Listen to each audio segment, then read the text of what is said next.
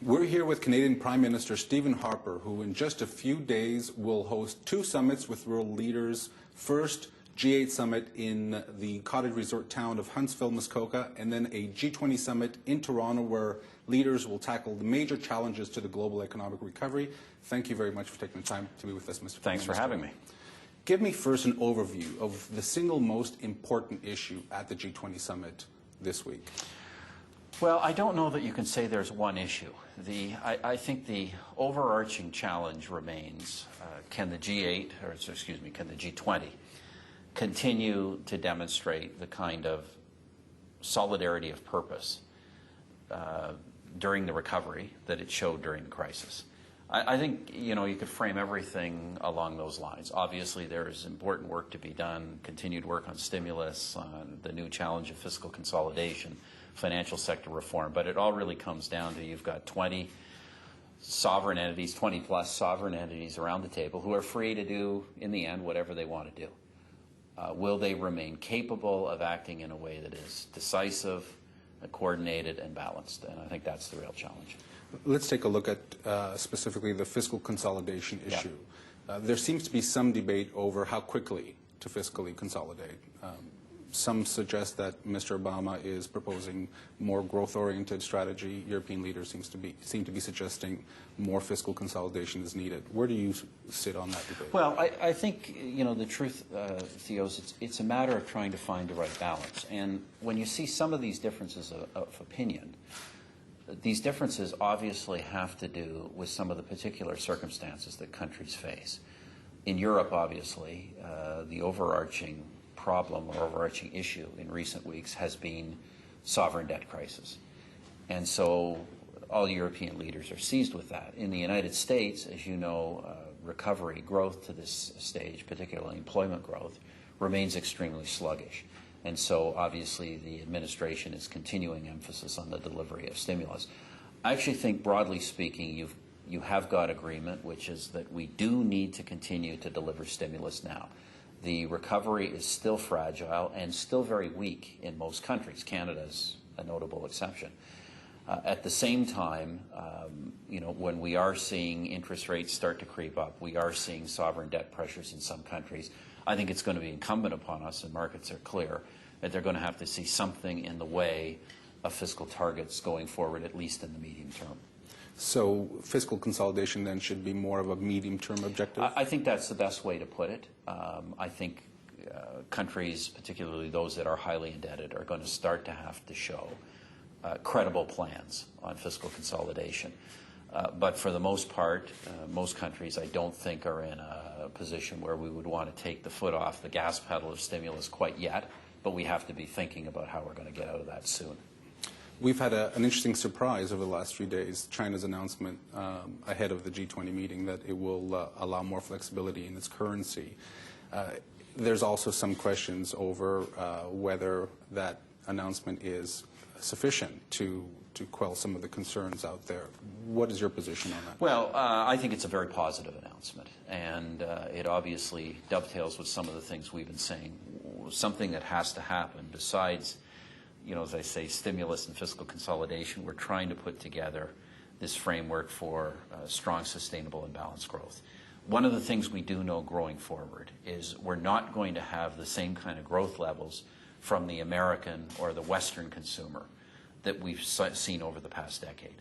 That if we're going to have strong, sustainable growth going forward, we're going to have to see increase in domestic demand in emerging economies. And obviously China's a big part of that puzzle, and the exchange rate is one piece of that. I don't want to exaggerate it.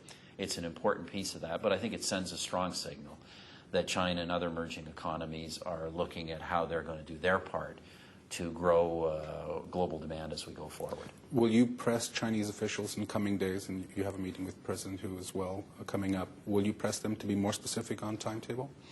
Well, obviously, we'll be having an exchange on that subject with our Chinese counterparts. You know, I think when in some of these announcements, you know instantly what's going to happen. In other cases, such as exchange rate movements, the proof will be in the pudding over time. I do think this is a positive announcement. Obviously, we'll be continuing to press the Chinese on this and a number of other matters. But, I think, Theo, let's be clear. The Chinese have been very helpful in this crisis. The Chinese undertook pretty strong stimulus programs of their own during this recession, during the crisis, that were probably not necessary if you look at the dictates of China's own national economic circumstances. It was China's contribution to the global recovery. So I think this is another sign that China is increasingly not just taking global leadership and taking a bigger role in the world, but China is increasingly assuming a broader view of its own interests in the world, which is something we want to encourage. How does a revaluation affect Canada's economic outlook? Well, I think the potential positive impact of this for Canada is quite significant. As you know, particularly with the limitations on the Chinese currency, Canada's currency has really carried a disproportionate burden of depreciation of the American and other Western currencies over the past year. And, Canada, this obviously has, as the Governor of the Bank of Canada has said, this obviously has significant risks for our export sector going forward. So if we can spread the burden of the depreciation burden around the world, that obviously would be helpful to the Canadian economy going forward. But I also think more fundamentally, a more flexible exchange rate regime globally is more consistent with trying to correct imbalances in a globalized economy. So would it be fair to say then that it could ease upward pressure on the Canadian dollar? That's obviously something we would be hoping for. Say the proof will be in the pudding. But I think it's very clear that an economy the size of Canada can't carry the necessary burden of depreciation that we've seen over the past year, and that may be the case going forward. In Busan, G20 finance ministers agreed or said that countries should seek to implement banking reforms by the end of 2012. This is one of the other agenda topics at the meeting in Toronto. The operative word is aim.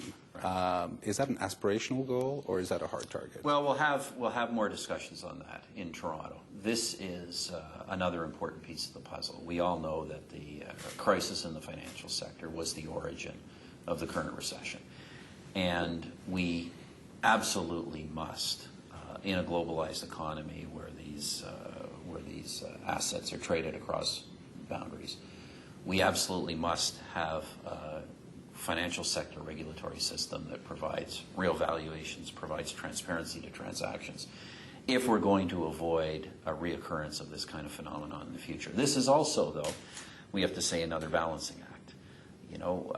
We want to bring in higher quality capital standards. We want to see leverage ratios. These are all things that are going to have to be achieved. At the same time, they're going to have to be achieved in an environment where we are trying to encourage the financial sector to continue providing credit.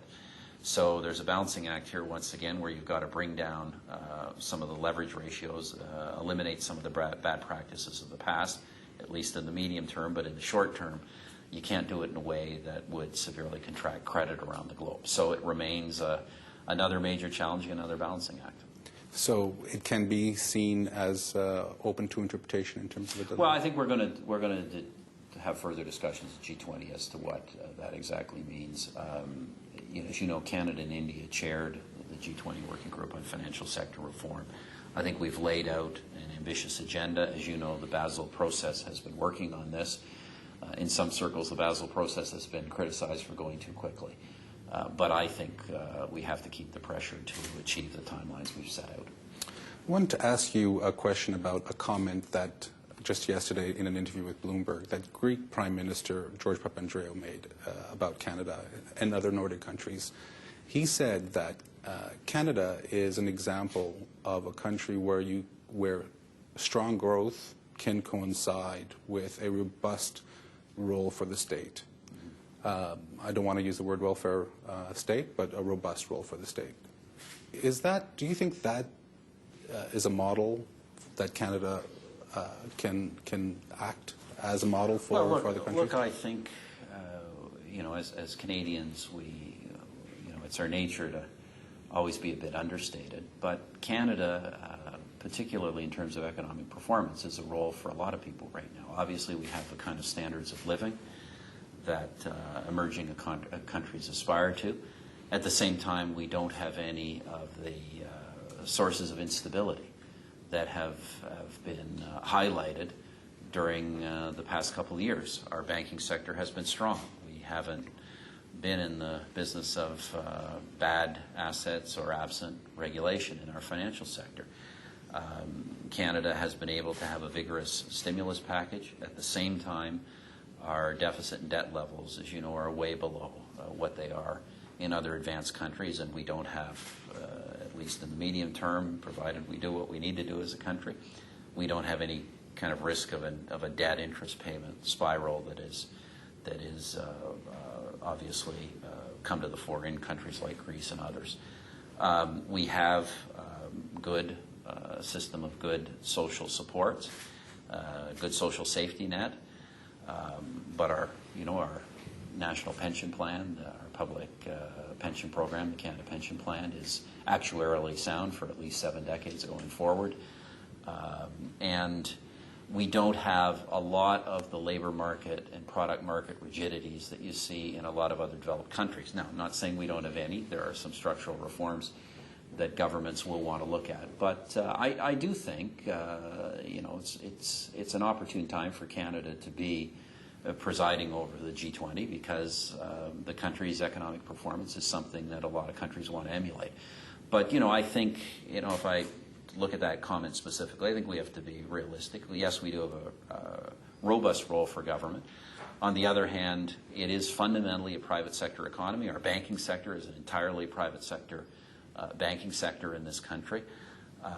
And to the extent we have generous social policies, for the most part, those are well funded. And those are the challenges that other countries have to meet. One last question. Canada is an energy superpower. Those are your words. Yeah. Things seem to be changing on the energy front, though, in response to the BP oil spill in the Gulf.